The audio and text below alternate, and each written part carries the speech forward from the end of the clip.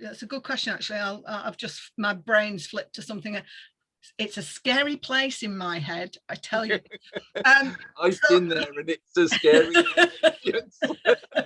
You've made me throw the trash out into the can once again. It's not a baby with a bathwater anymore. We've got the trash in the can with this permitted development. Welcome back, everybody, to another fantastic update from the delightful, delectable Linda Wright. Now, Linda, when you phoned me yesterday, all excited, skipping in the hay, Andrew, ClassG, we're going to talk about it. I said, why? We've already got a ClassG. And you said, we've got another one. Now, come on, Linda, why do we need another one if we've already got a ClassG? You sent me through this document. It was 16 pages long of gobbledygook jargon. Help me out, please. Right. Hello, everybody. Hi, Andrew. Yeah, you know what? You just think planning is just getting more and more complicated. Yes, we do already have a ClassG, but as I predicted several months ago now, the central government are going to tinker with things. So they can't just leave it alone. ClassG, as we all know out there, you lovely peeps, ClassG was completely and utterly, fully permitted development. None of this in and out, is it or isn't it hybrid, fully permitted. You did not even need to sniff at the door of the planning department, fully permitted. Now, lots of people have come to me and are coming to me to get certificates of lawfulness because they're going to lenders, they're refinancing these things, and lenders want to know, they want surety, they want certainty. Lots of people can get insurance policies, but lenders quite like to know that this has been sanctioned by the local authority. So no planning permission required, no permitted development, no prior approval. It was permitted development to put 2 flats above a shop or professional offices. Up to 2 flats was what the legislation says. Smash that subscribe button, because we have coming up 2 videos in the future. The 2 videos that you will miss out on if you don't smash that subscribe button are, number 1, a more detailed review of the ClassG, because what we've covered here today is just the changes. Now, there's some exciting opportunities with ClassG where it applies to new properties that currently don't have ClassG rights. The second video we will be doing for you is comparing Class MA to ClassG and saying why the 2 compare and contrast differently. And if you've got a small shop and uppers that you want to do a conversion, which would be the best, ClassG or Class MA to apply? Now then, this was a bit sneaky, actually. It came in very, very quietly. And I was in Cornwall last week, so I didn't, it came in last Friday, a week ago. So I didn't actually see it, but then saw it this week and thought, oh, hang on a minute. Now, ClassG, you are required to obtain the prior approval of the local planning authority. So just like I know, I can see your face, just like we currently have to get prior approval. In the bin. Sorry? We've thrown the old ClassG into the bin. Yeah, in the bin. Gone. John McDermott's most famous, lovely ClassG, his favourite use. Hi, G. Hi, John. Your article, ClassG rocks my world. Love it. But it's gone. Absolutely gone. It has been replaced with this now new, you have to get prior approval. Now, you know what's happened with all of the other prior approvals. It's a bit like the Class O office to residential, that type of prior approval. It's a hybrid thing. But as we all know, central government in the last 12 months have over-complicated all of these processes, and they've added bits in that make it basically a full planning application. But this prior approval comes in on the 1st of August. So if you can get your 2 flats above a shop or offices built, refurbed and done before the 1st of August, then you don't need, it's still permitted development. And if you can submit a certificate of lawfulness, it's still permitted development. But as of the 1st of August, with all of this other planning reforms that are coming in from the 1st of August, prior approval for 2 flats above a shop. So 1st of August, we've got a little video we recorded here about the Class MA. Yep. Now, that is a prior approval, whereas Class G used to be a permitted development. And what you're telling me now is this is a prior approval. So why do we need a Class MA and a Class G? It's a good question. And I'm not entirely sure that the people in, I was going to say 14-year-olds in Whitehall have entirely thought this through. But there is a slight difference. Whereas with Class MA, you can convert the entire building. This is just for the upper floors to convert to up to 2.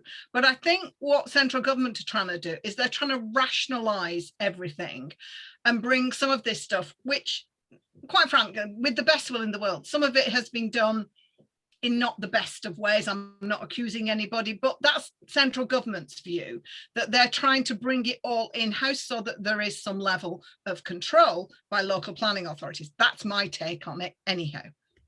Okay, so with Class MA, we've got various things that we've got to do in order to tick the boxes to put our application in. Now, those boxes are things like contamination on the site, flood risk, noise, natural light, space standards, transportation. Is this the same, or are there any new criterion or any less criterion, or are we throwing that in the bin as well? Well, the fact that it's now no longer fully permitted development means, yeah, there are more requirements laid on with a prior approval. So the matters that can be considered by the council are, there's no transport and highways impacts. So that's interesting. Well, it's interesting because different to a lot of these things that are being done are in town centres, and most of these places don't have parking provision, so you have to rely on public transport. So that's most of these things, not all of them. So transport and highways has not been slid into this one. However, you have to make sure that the local planning authority is satisfied with regard to, now there are 5 matters to be considered. Contamination risks of the land. Now, I'm not entirely sure why that's been put in there, because usually these are existing buildings that have existing for a good number of years, and there should be no contamination risks. Flood risk. Now, flood risk will be important, obviously, because if it floods, as we've seen the terrible floods in Germany at the moment, if you can't get out safely from residential properties, then that's important. So flooding risk, if it's in a flood risk area, either by sea or by river, then you need to just go onto the maps and produce the maps for planning to make sure that's right. But noise is also. If I stop you there, Linda, we've just said that this Class G only applies to the uppers. Yeah. Now, if it only applies to the uppers, does that mean we need to have a boat moored outside the 1st and 2nd floor windows? Yes. Because flood risk, you're likely to be above the flooding. No, but if you want to escape, you're going to be swimming. Yes, but if you want to escape, you're going to have to go into the floodwater. So yes, I would say have a dinghy tied to the ridge tiles. No, I'm being facetious now. The fact of the matter is, if this is in a flood zone, it gives the council a reason to refuse it. That's the end of the matter, really. So if it is in a basically a floodplain, which is unlikely because most of these places, well, I was going to say most of these places are in developed areas, but lots of developed areas now, because of the new climate change and all of this, because of the new flood risk maps, lots of them now are in flooding areas. So contamination risks, flooding. You talked about noise. Noise is also an issue, and it's the impact of noise, because a lot of these places will be in commercial places. So for example, if you've got a nightclub next door, so it's the impact of noise from commercial premises on the future occupiers of these flats. So again, to look back at what you just said there, it's the noise impact from commercial occupiers of the people below and the people to the site. Exactly. What So about the high street? Because often you get blokes stood there with jackhammers drilling away in the street. Well, that's temporary. That's temporary. Get buses pulling up outside. Some of these shops are next to railway stations, and you've got these trains grinding along, rumbling and shaking the buildings. Do we have to take that into account? Yeah, well, no, because those are ambient or ambient noise levels or temporary noise for road construction and things like that. But if you have a particularly noisy use either underneath the flats or on either side or anywhere around that is likely to have, it's a commercial premise, it's likely to have a detrimental impact. I've gone into planning geek speak now, a detrimental impact on those occupiers. You need to convince the council that you will do something to, I'm going to use a big word, to ameliorate the impact. So it's going to require some kind of noise or acoustic assessment or noise or acoustic filling either under the floors or around the walls, or it's going to require specialist windows. This is all just adding to the requirements that you have to, where previously there were none. So it's another thing. So contamination risk, flood risk, and noise. The next matter to be considered is, as we know, last year on the 1st of August, the central government brought in adequate levels of natural light to all habitable rooms. Now, quite frankly, this came about because someone was developing caves. So I'm quite happy to have that in there, because anybody who is living in a flat, I want them to have adequate levels of natural light. I don't want them to be vitamin D deficient because they live in one of these flats. So what you're saying is we can't rent these to mushrooms? No. No. So we've done contamination, flood, noise, and natural light. That's 4. You said there's 5. And there's 5. Are you ready for this? Isn't 1. Are you ready? Brace yourself. I'm bracing myself. Arrangements for storage and management of domestic waste. Okay. That's an intriguing one. That's never been in. That's not in Class MA. That's not in any. Well, it might be. There might be some revisions, but because of the fact that these are flats above shops, you know, you tend to have no outdoor space, no amenity space, no. But where do you put your black bins, your purple bins, your blue bins, your green bins, burgundy bins? We've got burgundy and beige bins. And we've got brown. Where do you put them? Where does the recycling go? Where does the rubbish go? So that's a biggie, actually, because so that could actually puncture a lot of deals. I'm just thinking of a lot of the sites that I look at, say Ealing Broadway or something, and they've got no rear access.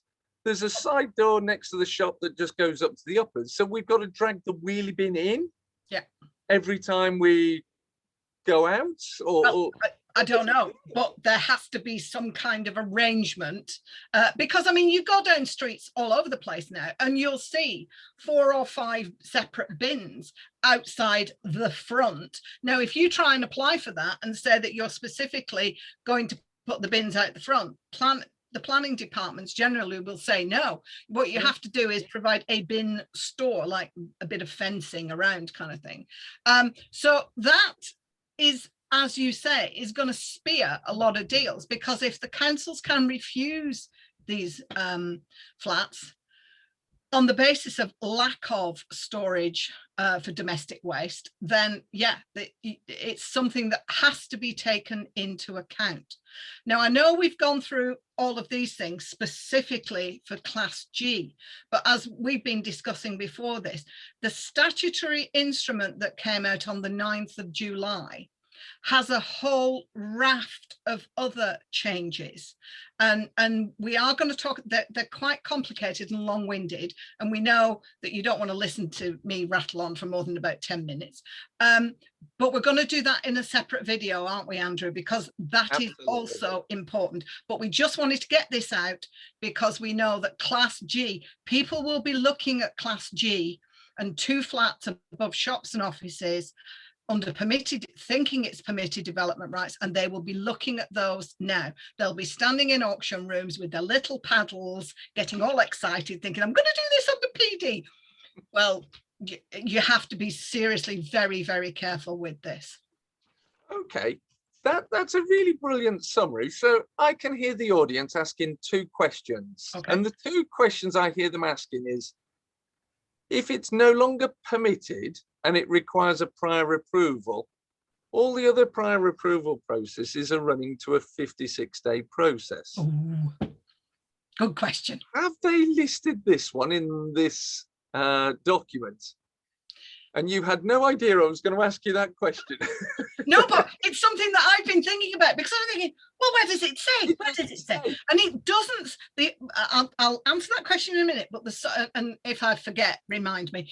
But going back to this is a prior approval application as of the 1st of August, prior approval application. It is to be submitted. This is under part, I don't want to go into geek speak, but this is under part 3. It's still under the paragraph W or class W of the general permitted development order, which is the 56-day requirement. Now, I have to say, central government have relaxed this a bit, and they're saying, do you know what? If the council can't do it, they can ask for an extension of time. So this whole business that I used to go in and on day 57, I used to claim deemed consent. I don't think that's happening as much these days, although some councils are desperately slow at the moment. So from that point of view, this is under class W of the general permitted development order, which is like the current prior approvals. There is a 56-day limit, a requirement, but I think that has softened quite significantly now. And yeah, I mean, you could try it if they've not made a decision on day 57. You could try saying, well, I'm going for deemed consent. What your lenders would say about that, I don't know. You'd have to get an agreement letter back from the local planning authority. It's not quite the same as it was when this first came out in 2013. Well, I've just had a message come through on my earpiece, and it says to me, Linda, conservation areas, Class MA, we can now do in conservation areas, provided that it's on the upper floors. Now, given what you've said, that this is Class G, create 2 flats on the upper floors. Yeah. Does that mean we can do this in a conservation area? No limit, because the fact is, in a conservation area, it's all about protection of the built environment. Now, if oh, that's a good question, actually. My brain's flipped to something. It's a scary place in my head, I tell you. I've been there, and it's a scary Don't get me. So there's no restriction in conservation. I'll go back to the Class MA in a minute. There's no restriction in conservation areas because, as I said, conservationists are about protection of the built environment, the protection of maybe the heritage. So unless it's a listed building, you can't, you're not going to be able to do this in a listed building because you'd need listed building consent as well. Although it doesn't say anything about that either. Conservation areas are not mentioned. They are not restricted. It's like the Class O, office to residential. You can do those in conservation areas. So it's the same. Now, let me just go back to Class MA. Class MA is about the conversion of the whole building. So in Class MA, yes, you can do it in a conservation area, but the council can refuse if you are going to rip out a decorative shop front and turn it into, you know, put a door and brick it up and put a domestic window in, and it's in a conservation area. If the council consider that that will have, again, a harmful impact on the character of the conservation area, they can refuse. So Class MA is for the whole building, whereas Class G is just for the upper floors. So what you're saying is, if the rhythm of the street is affected by the visual aspect, because you do something to the outside of the building, yes, then the council could object refuse, to it. But given this is not made any reference, I mean, in the 16 pages, it's not made any reference to this. Now, if you've been enjoying this, smash that like button, hit the share to share it with your friends. It'll also help other people on YouTube see this video. And there are all sorts of things that need to be looked at with this other statutory instrument, because as we've discussed, casinos, betting offices, hot food takeaways, that is all in there. And there are some changes where you can convert these to Class E. So that's, you know, part of the forthcoming videos that you really need to know about if this is your strategy in property development. If you are linked to me on any of the social media, LinkedIn or Twitter, you may have seen that I've put a 1-page crib sheet on Class G on social media. Don't try and friend me on Facebook, but yeah, there is a 1-page sheet on there, so and have we'll a look for drop that. a link to that below for you, Linda, in the YouTube text. So if you read the text in the link below, you will get access to that 1-page crib sheet. And if I can just say, Linda does some really phenomenal 1-page crib sheets. So if you haven't hooked up with her on socials, do so, and you can have access to all of those ones, which are in the links below, in the text below this video. You'll find them in all the relevant videos we've done with Linda as well. Linda, it's been a delight and a pleasure as usual. You've made me throw the trash out into the can once again. It's not a baby with a bathwater anymore. We've got the trash in the can with this permitted development. And what I'm looking forward to is sharing the massive opportunities that all of a sudden open up as a result of this Class G, applying to new buildings that they never applied to before, but also helping and guiding our audience to choose between a Class G application and a Class MA application. Yeah. Fabulous as always. Thank you, Mr. Roberts. Thank you too, Linda. It's been a delight and a pleasure. We look forward to seeing our audience again. Stay tuned, smash that like button, smash that share, and don't forget, give us some thumbs up juice to tell us you love us. It's goodbye from me, Andrew Roberts. And it's goodbye from him. No, me, Linda Wright. Thank you for watching.